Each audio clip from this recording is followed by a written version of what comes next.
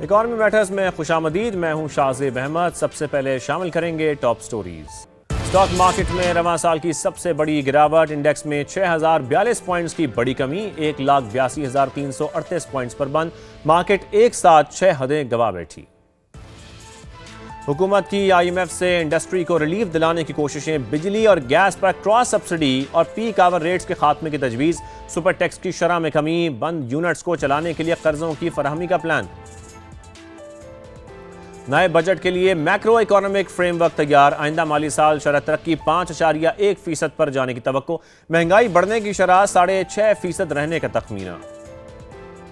کراچی سے جبوتی اور ممباسا تک نئی شپنگ لائن شروع کرنے کی تجویز. پاکستان نے مشرقی افریقہ کے 50 کروڑ صارفین پر نظر جمالی.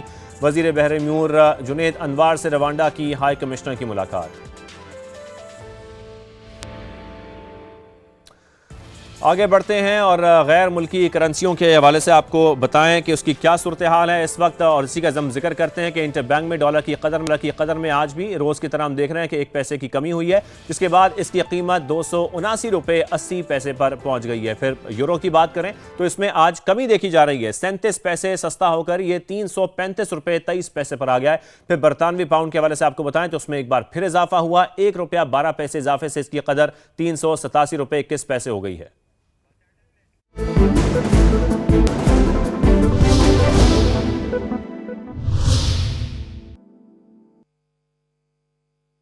ریسکیو کیا جائے اور پھر اس کے بعد ان کی ری ایبلیٹیشن کے بارے میں بھی. تو جتنے بھی ریسکیو کے چیزیں عمل میں آئیں اور جتنی ری ایبلیٹیشن کی باتیں ہوئیں، ابھی میں اس میں ریپیٹ نہیں کروں گا کیونکہ ابھی دوسرے آج پریس کانفرنس میں دوسری چیزیں ہیں اسی سے ریلیٹڈ. وہ چیزیں ہم کافی مرتبہ میڈیا پہ آگے کہہ چکے ہیں، تو اگر آپ کے سوالات میں پھر وہ چیزیں ہوں گی دوبارہ تو اس کو بھی ہم لے لیں گے. لیکن آج کی پریس کانفرنس کا مقصد یہ ہے کہ اس گل پلازا کے سانے کے بعد سندھ کابینہ کا ایک خصوصی اجلاس ہوا، اور اس اجلاس میں سندھ گورنمنٹ اور سندھ کابینہ نے ایک سب کمیٹی تشکیل دی، جس میں اس کی سربراہی چیف منسٹر سید مراد علی شاہ صاحب کر رہے تھے. میں ایز اے ممبر تھا. ناصر حسین شاہ صاحب minister local government, labour minister Saeed Ghani صاحب اور لاء منسٹر ضیاء الحسن نجار صاحب. یہ 5 لوگوں کی یہ کمیٹی تھی جس نے اس جو فیکٹ فائنڈنگ رپورٹ جو کہ جمع کرائی گئی، جس کو اس سے پہلے اس کو کال کیا تھا چیف منسٹر صاحب نے کہ جی ایک فیکٹ فائنڈنگ کمیٹی ہوگی جس میں کمشنر کراچی اور ایڈیشنل آئی جی کراچی جو ہیں یہ مل کر ایک رپورٹ بنائیں گے، اور اس پہ جو رپورٹ آئے گی اس پہ پھر جو لائحہ عمل ہوگا اس پہ فیصلے ہوں گے. تو وہ رپورٹ آ گئی ہے. وہ رپورٹ ہم آپ کے ساتھ شیئر بھی کر دیں گے تاکہ ڈیٹیل میں آپ لوگ بیٹھ کے پڑھ لیں. وہ بہت ہی ڈیٹیلڈ رپورٹ ہے.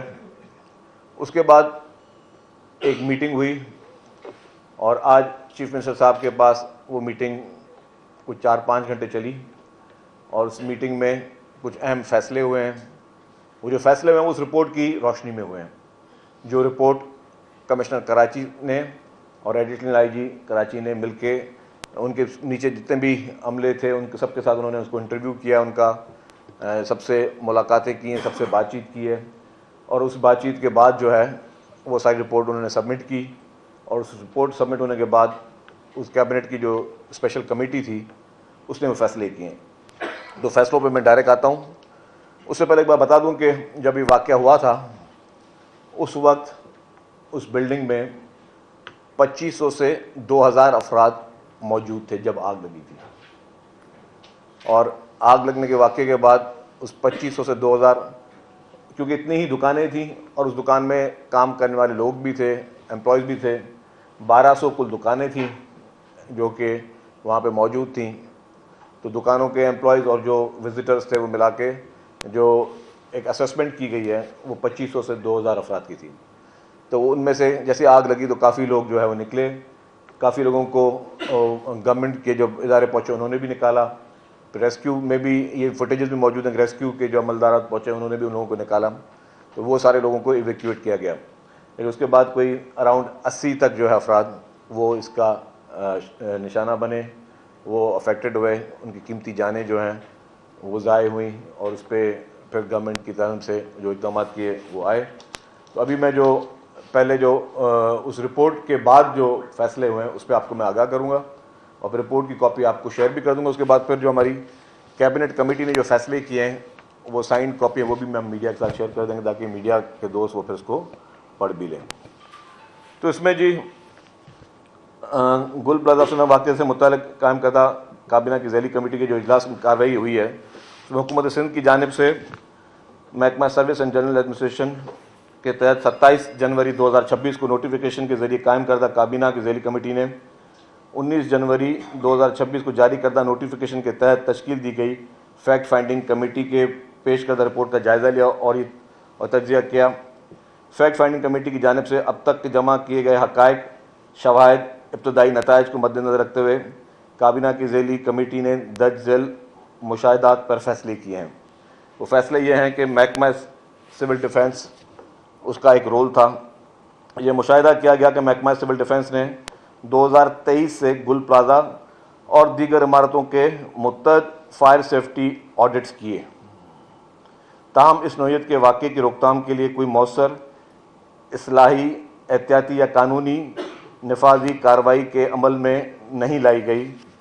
مزید برآں ڈائریکٹر سول ڈیفنس اور ایڈیشنل کنٹرولر سول ڈیفنس ضلع جنوبی کراچی نے معاملہ کو حکام تک پہنچایا اور نہ ہی اس کی خلاف ورزی کرنے والوں کے خلاف کوئی مناسب کارروائی عمل میں آئی. ان کو نوٹسز گل پلازہ کی انتظامیہ کو 2 دفعہ دیے جا چکے تھے کہ سیفٹی آڈٹ ان کے 2 دفعہ ہو چکے تھے اور ان کو بتایا گیا تھا جی کہ سیفٹی آڈٹ کے تحت آپ کے پاس مناسب انتظامات نہیں ہیں جس سے کہ کبھی خدا نخواستہ کوئی واقعہ ہو اور آپ لوگوں کو ریسکیو کر سکیں. لیکن اس کے بعد کیونکہ انہوں نے لیٹر بھیجے لیکن اس پہ امپلیمنٹیشن نہیں کروا سکے تو ڈائریکٹر سول ڈیفنس اور ایڈیشنل کنٹرولر سول ڈیفنس ضلع جنوبی کراچی کو فوری طور پر معطل کیا جاتا ہے. ان کے خلاف متعلقہ قواعد کے تحت محکماتی کارروائی جو ہے وہ شروع کی جاتی ہے. بعض کسی اعلیٰ اتھارٹی کی غفلت یا شمولیت ثابت ہوئی قانون و قواعد کے مطابق تو اس کے خلاف بھی ایکشن ہوگا. 2 ان افسران کو فوری طور پر معطل کیا گیا ہے جی، ڈائریکٹر اور ڈی جی کو. اور اگر یہ سامنے آئے کہ انہوں نے آگے کسی آفیسر کو کہا تھا کارروائی کرنے کے لیے وہ اگر اور اس نے نہیں کی تو پھر اس کو بھی فردر جو ہے اس کو سسپینڈ کیا جائے گا. Karachi water and sewerage board ذیلی کمیٹی نے نوٹ کیا کہ فائر ٹینڈرز کو پانی کی فراہمی میں تاخیر ہوئی جس کے بعد کے ایم سی، فائر بریگیڈ اور ریسکیو 1122 کے فائر فائٹنگ کارروائیاں متاثر ہوئیں. لہذا یہ فیصلہ کیا گیا چیف انجینئر بلک اور in charge hydrants Karachi water and sewerage corporation کو فوری طور پر معطل کیا جائے. ان کے خلاف محکمائی کارروائی شروع کی جائے گی. اگر بعد ازاں کسی سینئر افسر یا اتھارٹی کی غفلت یا ناکامی سامنے آئی تو اس کے خلاف بھی کارروائی کی جائے گی. کے ایم سی اور ریسکیو 1122 اس میں جو کے ایم سی کے آفیسر تھے میونسپل کمشنر افضل زیدی ان کو پہلے دن ہی اپنے عہدے سے ہٹا دیا گیا تھا. ذیلی کمیٹی نے مشاہدہ کیا کہ کے ایم سی، فائر بریگیڈ اور ریسکیو 1122 کے پاس موجود فائر فائٹنگ آلات، تربیت اور عملی صلاحیت اس شدت کے واقعے سے نپٹنے کے لیے ناکافی تھی. تاہم یہ بھی نوٹ کیا گیا کہ شدید وسائل کی کمی اور مشکلات کے باوجود کے ایم سی ریسکیو 1122 کے فائر فائٹنگ عملے نے نہایتی جرات اور لگن کا مظاہرہ کیا جس کے نتیجے میں فائر مین فرقان شوکت کی شہادت ہوئی. جو ہمارا فائر مین تھا جس نے اس آگ بجھانے میں اپنا کردار ادا کیا وہ دوران اپنی اس سروس اور فرائض کے انجام دیتے ہوئے وہ شہید ہوا. تو اس کی شہید کو ہم سلام پیش کرتے ہیں جس نے اپنے لوگوں کو بچانے کے لیے اپنی جان کا نذرانہ دیا. سینئر ڈائریکٹر میونسپل سروس کے ایم سی کو فوری طور پر معطل کیا جائے گا اور فائر اسٹاف کی تیاری یقینی بنانے میں ناکامی پر ان کے خلاف محکمانہ کارروائی کی جائے گی. متعلقہ محکمہ فوری طور پر ایک جامعہ نیڈز اسیسمنٹ کریں تاکہ صوبائی اور بلدیاتی اداروں کے فائر فائٹنگ صلاحیتوں کو بہتر اور مضبوط بنایا جا سکے جس میں آلات، تربیت، افرادی قوت اور انفراسٹرکچر شامل ہے۔ اس جائزے کے بنیاد پر مقررہ مدت پر اصلاحی اقدامات کیے جائیں گے تاکہ آئندہ ایسے واقعات ممکن نہ ہو۔ چیف منسٹر صاحب نے یہ کہا ہے، اس سے پہلے بھی 2-4 میٹنگز کی ہیں، اس میں کہا ہے کہ جی تمام اپنے جو ریسکیو کے ادارے ہیں پہلے تو ہم اس کو کرٹل کر کے ایک جگہ پہ لے کے آنا چاہ رہے ہیں۔ 1122 الگ ہے، KMC الگ کر رہی ہے، باقی سول ڈیفنس الگ کر رہے ہیں، تو اس کو انڈر ون روف لے کے آ رہے ہیں، اور اس طرح کی ان کی صلاحیت بنانا چاہتے ہیں کہ وہ اسٹیٹ آف دی آرٹ جو ہے ان کے پاس آلات بھی ہوں اور ان کی ٹریننگز بھی ہوں، اور اس کے بعد جو ہے وہ اس طرح کے کبھی کوئی خدا نخواستہ افسوسناک واقعہ ہو تو اس کے لیے ان کے پاس کسی بھی ریسورس کی کمی نہ ہو۔ عمارت کا انتظامیہ، جو عمارات کی اس پوری بلڈنگ کی انتظامیہ تھی گل پلازا کی، ذیلی کمیٹی نے یہ بھی نوٹ کیا کہ گل پلازا میں قابل اطلاق قوانین اور حفاظتی ضوابط کے مطابق مناسب فائر پریونٹیشن، فائر ڈیٹینشن اور فائر فائٹنگ سسٹم موجود نہیں تھے، اور اس کی نشاندہی جو ہے آلریڈی رائٹنگ میں کی گئی تھی پہلی 2 دفعہ، جس کی وجہ سے کہ اس پہ امپلیمنٹ پھر نہیں ہوا، اس کی وجہ سے ہم نے اپنے سول ڈیفنس کے 2 افسر جو ہے ان کو بھی معطل کیا ہے۔ تو ان انتظامیہ کو جب بتایا گیا تھا، اس انتظامیہ کے اوپر بھی ذمہ داری تھی کہ جب آپ کا آڈٹ بھی ہوا ہے، آپ کو بتایا بھی گیا ہے کہ آپ نے یہ انتظامات کرنے تھے، انہوں نے نہیں کیے۔ تو مزید عمارت کی تعمیر منظور شدہ بلڈنگ پلان کے خلاف پائی گئی، جس کے باعث عوام کے محفوظ انخلاء اور فائر فائٹنگ آپشنز میں رکاوٹ پیدا ہوئی۔ سول ڈیفنس ڈپارٹمنٹ کی جانب سے متعدد نوٹس کے باوجود عمارت کی انتظامیہ نے اصلاحی اقدامات نہیں کیے، لہذا یہ فیصلہ کیا گیا کہ پولیس تفتیش کے دوران عمارت کی انتظامیہ کے کردار اور طرز عمل کا جائزہ لے گی۔ اگر ان کے خلاف کوئی فوجداری غفلت یا قوانین کی خلاف ورزی بھی ثابت ہوئی تو ذمہ دار کے خلاف بھی قانونی کارروائی کی جائے گی۔ سندھ بلڈنگ کنٹرول اتھارٹی اور KMC کمیٹی نے بلڈنگ کی منظوریوں اور لیز کی توسیع میں سنگین بے ضابطگیوں کی نشاندہی کی۔ سندھ بلڈنگ کنٹرول اتھارٹی، اس کے سابق اداروں اور KMC کے کردار خصوصی طور پر 1979، 1983، 1986، 1991، 1998، 2003 اور 2015 میں دی گئی منظوریوں، لیز کا تفصیلی جائزہ جو ہے وہ لیا جائے گا۔ مزید یہ بھی دیکھا جائے گا کہ گل پلازا کے حوالے سے فائر اور بلڈنگ سیفٹی قوانین پر عمل درآمد ہوا یا نہیں ہوا۔ اس مد میں کیونکہ جب یہ بلڈنگ کی پوری منظوری دی گئی 1979 میں، 1983 میں، 1986 میں، 1991 میں، 1998 میں، 2003 میں، 2015 میں، اس میں سنگین بے ضابطگیاں نظر میں آئی ہیں، تو اس کے خلاف اینٹی کرپشن کو جو ہے ہدایت کی گئی ہے کہ ان بے ضابطگیوں پہ بہت مائنیوٹ بھی جو ہے وہ اس کا جائزہ لیں اور قانون کے مطابق جو ہے اس پہ ایکشن لیا جائے۔ کمیٹی نے یہ بھی فیصلہ کیا کہ اس جو بھی انکوائری ہوئی ہے اور اس کے بعد پھر فیکٹ فائنڈنگ کمیٹی نے اپنی جو ہے اس کی انویسٹیگیشن میں پھر کیبنٹ کمیٹی نے جو ہے اس پہ یہ فیصلے کیے، لیکن اس کو مزید پروب کرنے کے لیے شفافیت اور ادارہ جاتی سیکھ کے فروغ کے لیے ذیلی کمیٹی نے فیصلہ کیا ہے کہ معزز chief justice Sindh high court کو ابھی لیٹر لکھا جا رہا ہے، میرے خیال سے جب تک ہم بات کریں لیٹر لکھ دیا گیا ہوگا، اور اس میں عدالتی انکوائری کے لیے ہائی کورٹ کے کسی حاضر جج کو ہم چیف جسٹس صاحب کو ریکویسٹ کریں گے کہ حاضر جج کو آپ مقرر کریں تاکہ وہ تمام ان ساری چیزوں کا اپنے طرز پہ بھی قانونی طور پہ بھی اس کا جائزہ لیں اور پھر اس پہ وہ فیصلہ کریں۔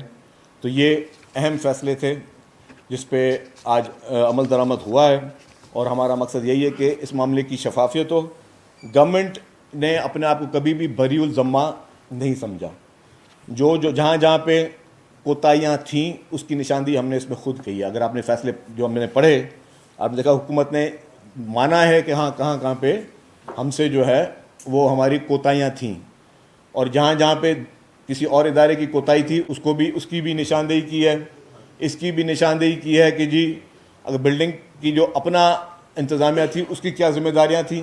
ایک تو یہ کہا جاتا کہ جی اس انتظامیہ کو کبھی الرٹ یا وارن نہیں کیا گیا، اس انتظامیہ کو لیٹرز لکھیں، رائٹنگ میں لیٹرز لکھیں کہ جی آپ کو یہ آلات موجود ہونے چاہیے، جب بھی کوئی اس طرح کی آفت ہو تو آپ کو نپٹنے کے لیے آپ کے پاس وہ انتظامات ہونے چاہیے۔ بلڈنگ انتظامیہ نے نہیں کی۔ اسی طریقے سے بلڈنگ کنٹرول کے بھی بہت ساری ڈیٹیل میں چیزیں دی گئی ہیں کہ پہلے دکانیں کتنی تھی, پھر مزید دکانیں کتنی بنی, پھر جو اسٹیئر کیس کی سائز جو ہوتی ہے کتنی ہونی چاہیے جس سے لوگ نکل سکیں کسی فائر یا اس طرح کے ایمرجنسی میں, وہ ساری سنگین بے ضابطگیاں بھی آئی ہیں. اور پھر جو میں نے بتایا کن کن ادوار میں جو ہے ان کو انڈیو قسم کے ان کو فیورز بھی ملتے گئے اور اس میں کیا کیا محرکات شامل تھے. تو یہ ساری چیزیں گورنمنٹ نے وہ ساری چیزیں پوائنٹ آؤٹ کر کے جو ذمہ داران تھے ان کا تعین بھی کیا. اور اب پھر ہم نے chief justice Sindh high court کو لیٹر بھی ابھی لکھ دیا گیا ہے, اور لیٹر میں ان سے یہ اپیل کی گئی کہ کوئی بھی سٹنگ جج جو ہے سندھ ہائی کورٹ کا, اس کو وہ انکوائری جو ہے وہ سپرد کریں اور پھر مزید اس کا تعین کیا جا سکے.